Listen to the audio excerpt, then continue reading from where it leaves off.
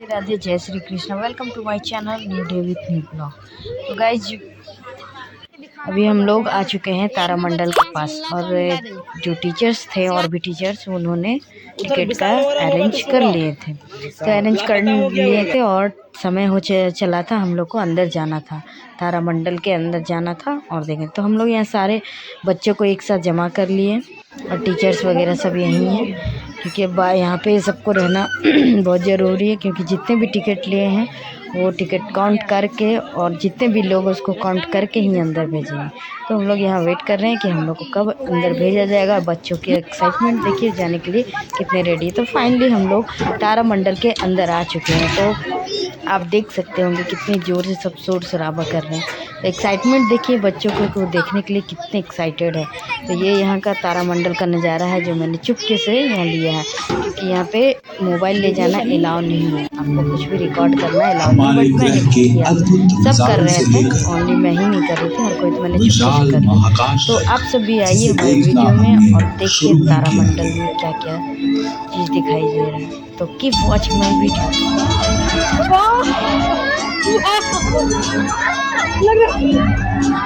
घूम रहे हैं।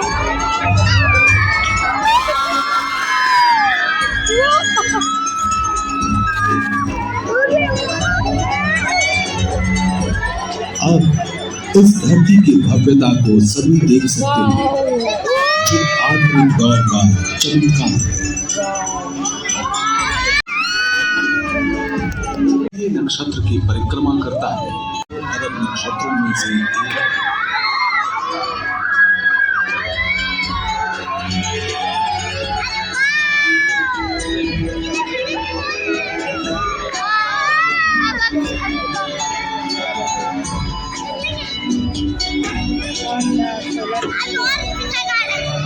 वो बंद करके देखो।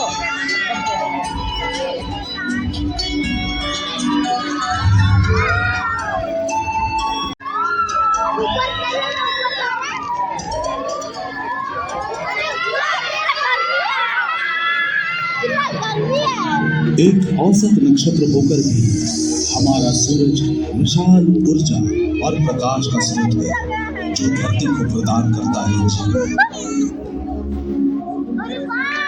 एक पारंपरिक हवाई जहाज में यात्रा करें तो इस चमकदार सूरज तक पहुंचने में 20 साल लगेंगे, लेकिन हम पहुंचेंगे चंद सेकंड्स में।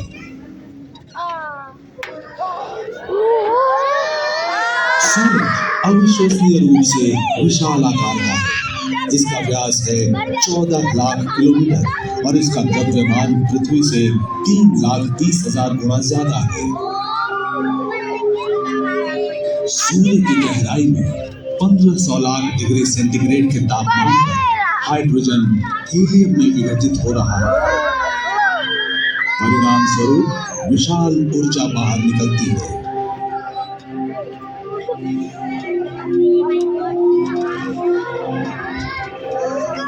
सूर्य की अत्यधिक गर्म सतह से आयनित गैसों की लहरें उठती हैं, मानो किसी विशालकाय भट्टी पर कोई तरल पदार्थ उबल रहा हो।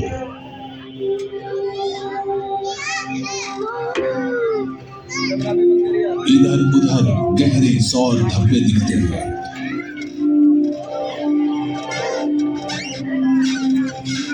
ऐसी जगहों से शक्तिशाली लपटें उठती हैं। महाकाश में फैलती है खतरनाक अल्ट्रावायलेट और एक्स रेडिएशन। इसके अलावा कोरोना द्रव्य उत्क्षेपण के दौरान अनगिनत कण सौर मंडल में बाहर की ओर बिखरते हैं। हमारा सूर्य एक बहुत ही खतरनाक जगह है।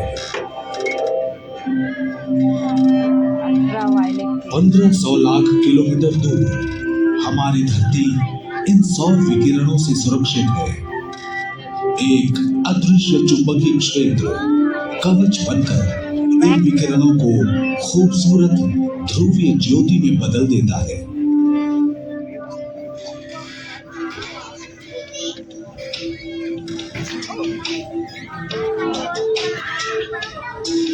रूसी अंतरिक्ष विज्ञानी सिल्कोस्की ने कहा था, पृथ्वी सभ्यता का पालना है, लेकिन कोई भी हमेशा पालने में तो नहीं रहता।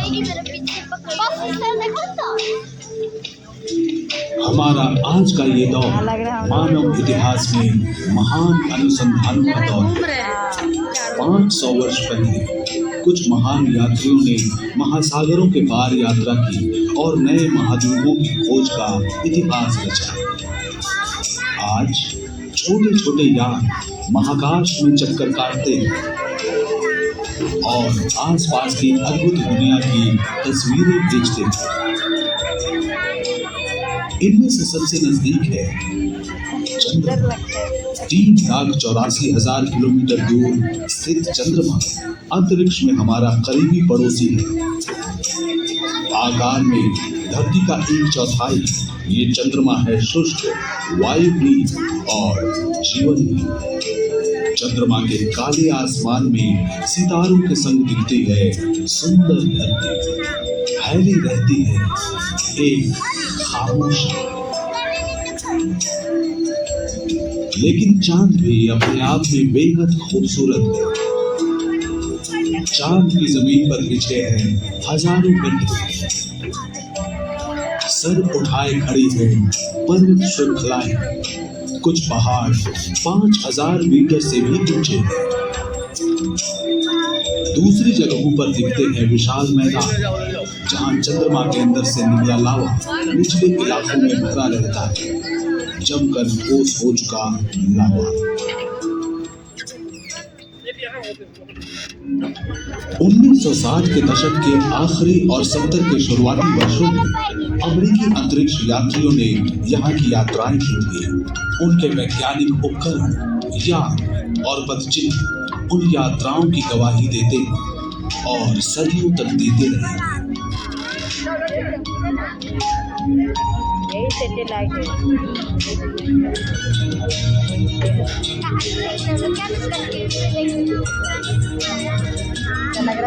कभी इंसान फिर यहाँ लौटेंगे, शायद बनाएंगे स्थायी वैज्ञानिक देह,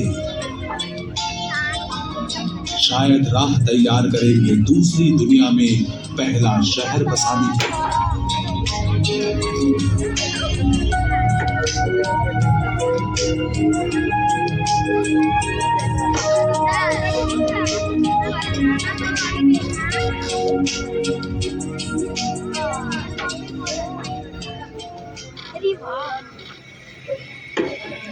चंद्रमा से थोड़ा सा बड़ा नन्हा बुध सूर्य के ताप को सबसे अधिक झेलता है।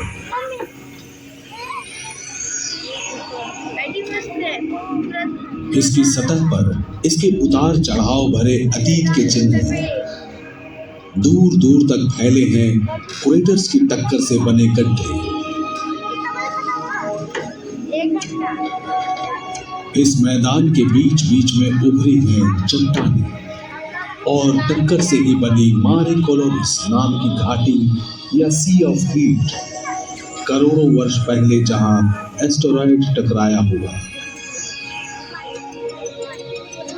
बुध पर दिन में तापमान इतना होता है कि दिन और लेड को भी पिघला दे,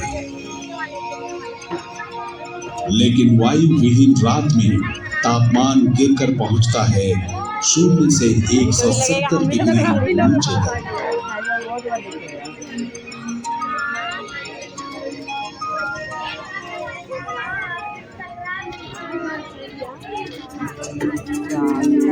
बुध के बाद आता है चमकदार शुक्र, वो पहले बादलों से घिरा एक ग्रह। ग्रीक और रोमन मिथकों में इसे प्रेम की देवी माना गया है, लेकिन इस खूबसूरत ग्रह को चारों ओर से बादल, दम घोंटने वाले कार्बन डाइऑक्साइड घेरे रहते हैं, जिनसे चिपके हुए हैं सल्फ्यूरिक एसिड के कण। फलस्वरूप उत्पन्न होता है एक ग्रीन हाउस इफेक्ट, जो दिन रात सूर्य के ताप को भूमध्य से लेकर ध्रुवों तक ऐसे बांधे रखता है कि सतह पर तापमात्रा 460 डिग्री तक पहुंच जाती है। रूस के वेनेरा अंतरिक्ष यान ने सबसे पहले शुक्र की सतह पर उतरते समय इसकी सही तस्वीरें भेजी थी, मगर प्रचंड ताप और दबाव के कारण यान जल्दी ही नष्ट हो गया। सुरक्षित दूरी से अमेरिकी अंतरिक्ष यान मैजेलन ने शक्तिशाली रडार की मदद से शुक्र के बादलों के पार से इस रहस्यमयी ग्रह का नक्शा बनाया। इसने बताया कि ग्रह पर है खुले मैदान, पैनकेक के आकार की हैरत अंगेज संरचनाएं और विशाल ज्वालामुखी पर्वत, जिनकी चोटियों से कभी निकली थी लावा की नदियां, जिनसे नीचे की घाटियां भर गई। क्या इन ज्वालामुखियों से आज भी आग और सल्फर की वर्षा हो सकती है? यूरोप के अंतरिक्ष यान वेनस एक्सप्रेस से मिले ताज़ा साक्ष्यों से पता चलता है कि ये सच भी हो सकता है। शुक्र हमारा सबसे नजदीकी ग्रह है, लेकिन नाटकीय जानकारियां कहती हैं कि पड़ोसी अजीब भी हो सकते हैं। प्रेम और सौंदर्य की देवी शुक्र दरअसल पुराणों में वर्णित नरक के समतुल्य है।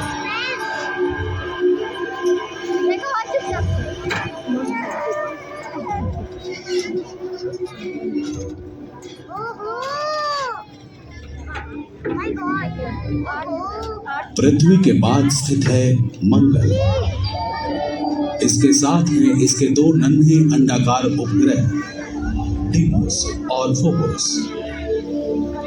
मंगल पर है रेत के टीलों से भरा रेगिस्तान, गहरे रंग के दो चमकदार ध्रुव।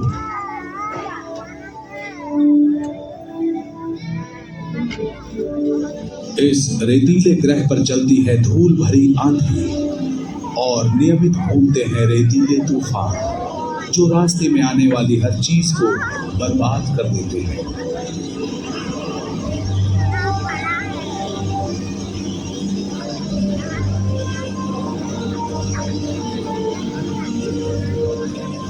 लेकिन इस लाल ग्रह का वातावरण आमतौर पर साफ रहता है, और साफ वातावरण में हमारी धरती से आधे आकार का मंगल कुदरती नजारे पेश करता है।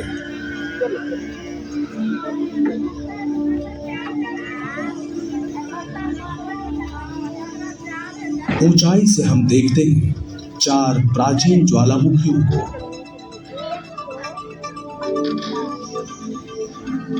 जिनमें शामिल है सौर मंडल में सबसे विशाल सुप्त ज्वालामुखी ओलंपस मॉन्स, आसपास के धरातल से 20 किलोमीटर की ऊंचाई पर स्थित। इसे अगर धरती पर लाया जाए तो पूरे फ्रांस पर छा जाए।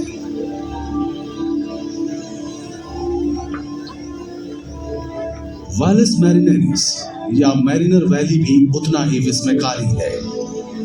लगभग 200 किलोमीटर चौड़ा और 6 किलोमीटर गहरा वैलिस मैरिनेरिस एक विशाल घाटी क्षेत्र है, जो यूरोप को पुर्तगाल से लेकर रूस तक बांट दे या अमेरिका के न्यूयॉर्क से कैलिफोर्निया तक फैल जाए।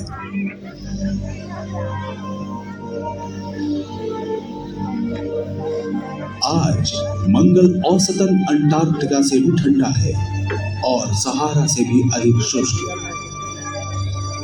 फिर भी पहाड़ों, गड्ढों और घाटी की ढलानों पर हाल में मिले गहरे निशान इशारा करते हैं कि मंगल की सतह पर नमकीन पानी की धारा बहती थी। और तो और 3 अरब साल पहले जब इसकी विशाल ज्वालामुखियां जीवित थी, तब मंगल के घने और गर्म वायुमंडल में नदियों के रूप में बहने और झीलों सागरों में जमा होने वाले बर्फ का अस्तित्व संभव था, जो अब इसकी सतह के नीचे अवरुद्ध है। क्या उस वक्त जीवन पनपा था?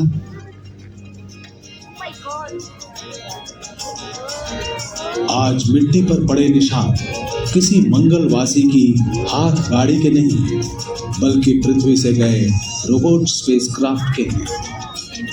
इस ग्रह की सतह पर उन्हें तलाश थी प्राचीन मंगल पर संभावित जीवन की परिस्थितियों की।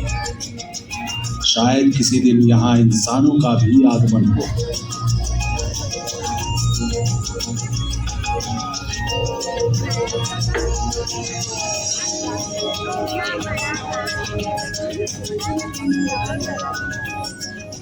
लेकिन एक विसंगति भरी सोच है कि शायद किसी महाकाशीय टक्कर ने बहुत पहले मंगल के जीवन से परिपूर्ण पत्थरों को उड़ाकर यहाँ धरती तक पहुंचा दिया हो।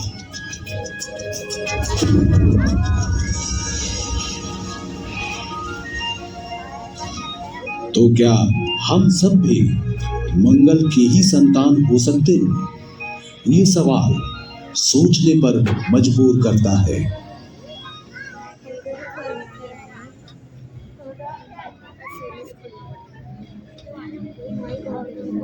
मंगल के बाद स्थित है एस्टेरॉयड बेल्ट।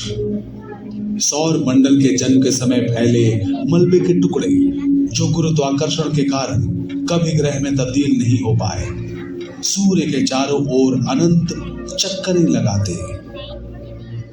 इन महाकाशीय पिंडों से आगे बढ़ते हुए हम प्रवेश करते हैं अन्य ग्रहों के द्वार पर। बृहस्पति एक ऐसा विशाल ग्रह जिसमें 1300 पृथ्वी समा जाए। बादलों के विशाल झुंड के कारण इसकी सतह धारीदार दिखती है। यहाँ अमोनिया के बर्फ से भरे हुए बादल उमड़ते रहते हैं और प्रचुर मात्रा में होती है अमोनिया की तेज बारिश। इतने जोरों की प्रचंड बिजली कड़कती है कि धरती पर बसे शहर भाप बनकर उड़ जाए।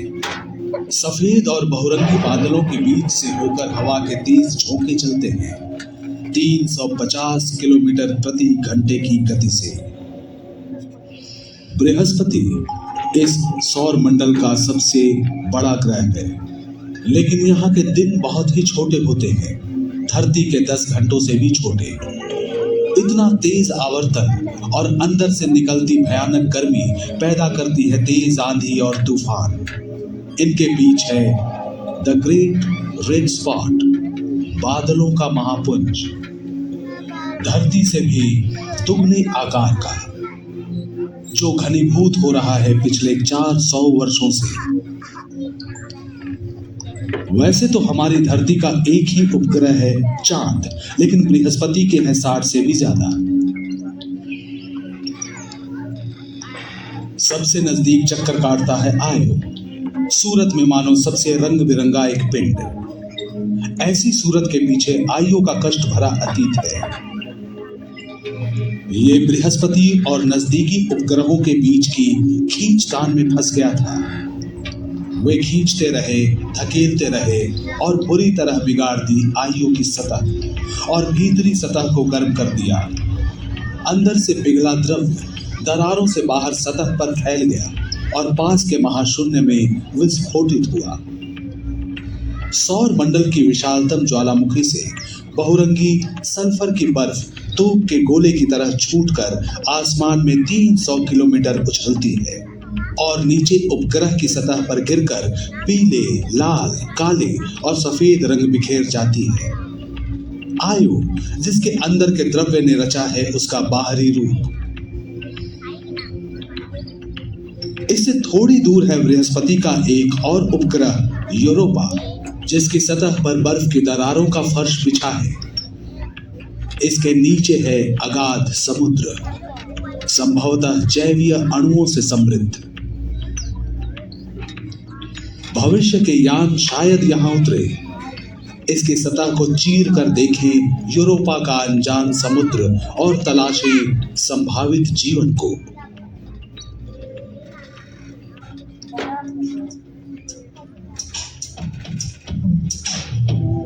विशाल छल्लों वाला शनि ग्रह मानो सौर मंडल का एक और रत्न। बृहस्पति की तरह यह भी गैस का विशाल समूह है, जिसका वायुमंडल हजारों किलोमीटर गहरा है। बादलों के नीचे कोई ठोस सतह नहीं है, बल्कि तरल मेटालिक हाइड्रोजन का अनदेखा समंदर है। शनि के मेघपुंज तूफानों से परिपूर्ण है, कहीं कहीं अमोनिया की बारिश और एशिया के आकार के चक्रवात, तो कहीं हर 30 साल में अमोनिया का बर्फीला तूफान उड़ता है, जो कुछ सप्ताहों में फैलते हुए पूरे ग्रह का चक्कर काटने लगता है। लेकिन हमें सबसे ज्यादा चौंकाता है वो है शनि के वलयों की सजावट। इनका वृत्त लगभग 3 लाख किलोमीटर का है। लेकिन कहीं कहीं यह 30 मीटर से भी कम घने हैं, जो खुली आंखों से पारदर्शी नजर आते हैं। ये दरअसल अरबों ईंट कणों से बने होते हैं। ये टुकड़े आकार में किसी मकान जैसे बड़े तो कभी नमक के दाने जैसे छोटे भी होते हैं। ये सब शनि के चारों तरफ 85,000 किलोमीटर प्रति घंटे की गति से चक्कर काटते हैं। शनि के चारों ओर छोटे बड़े उपग्रह भी घूमा करते हैं। इनमें सबसे अनोखा है टाइटन, धुएं से भरा एक पिंड, बहुत हद तक अपने चंद्रमा जैसा और वायुमंडल धरती से 2.5 गुना ज्यादा। इसके नीचे सैकड़ों किलोमीटर तक फैले हैं रेतीले टीले, ठोस बर्फ से बने पर्वत और झील, जिनमें भरा है तरल इथेन और मीथेन।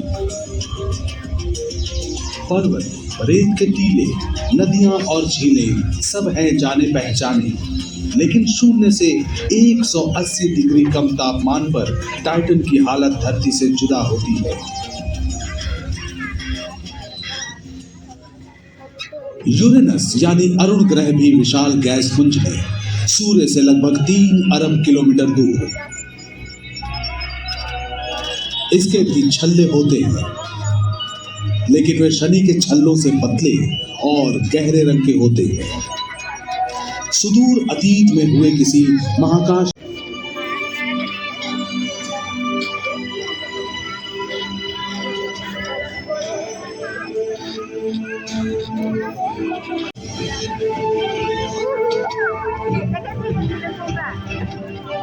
कुछ समय बाद शायद हम खोज लें एक और ग्रह,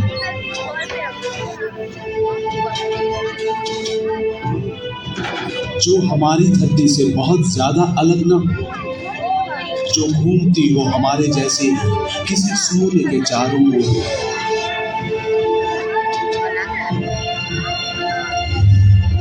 एक ऐसा ग्रह जिसके निवासी हो हमारे जैसे, गाइज आई होप हमारा वीडियो का पार्ट थर्ड आपको अच्छा लगा होगा। तारामंडल के अंदर क्या क्या दिखाया जा रहा है, हम लोग सब देखे, बच्चे लोग बहुत एंजॉय किए, बहुत अच्छा लगा उनको। यहाँ पे ऐसा लग रहा था जैसे हम लोग एकदम तारों के बीच में हैं, तो बहुत अच्छा लगा। बच्चे को भी बहुत अच्छा लगा। ये ऐसा जगह था जहाँ बच्चे बहुत कुछ प्रैक्टिकली सीख सकते हैं, तो यहाँ पे बहुत कुछ देखने को मिला।